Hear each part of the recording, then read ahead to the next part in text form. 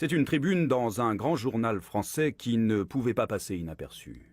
Comme l'écrit le quotidien allemand Die Welt, elle peut se résumer en 2 mots, sans moi. À contre-courant de moi aussi donc, la liberté d'importuner au nom de la liberté sexuelle. Catherine Deneuve, c'est le nom le plus connu qui figure parmi les 100 femmes signataires.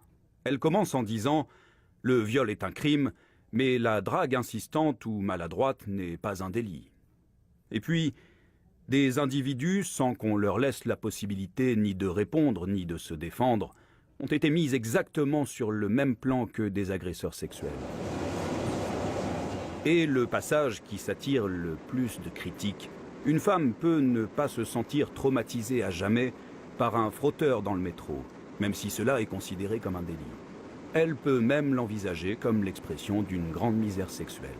Nous avons déjà énormément de mal à faire comprendre aux jeunes filles que se frotter contre elles, frotter un sexe d'homme contre une femme dans le métro sans son opinion, c'est une agression sexuelle. Donc je pense que c'est dangereux que de tenir ce discours.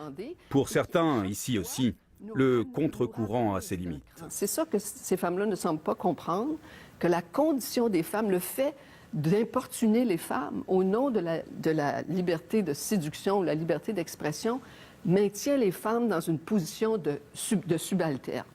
Pour Nathalie Petrovski, Catherine Deneuve est peut-être dans le champ, mais selon elle, ces femmes ont raison de craindre une vague purificatoire qui enferme leurs semblables dans un rôle de proie et d'éternelles victimes, incapables de se défendre et nécessitant d'être constamment protégées. En Belgique, une des figures du mouvement Moi aussi écrit « Aux USA, la réaction a été très prude. Séduire y est devenu inadmissible. C'est en partie ce qui explique la réaction française. » Ici Mathieu Prost, Radio-Canada.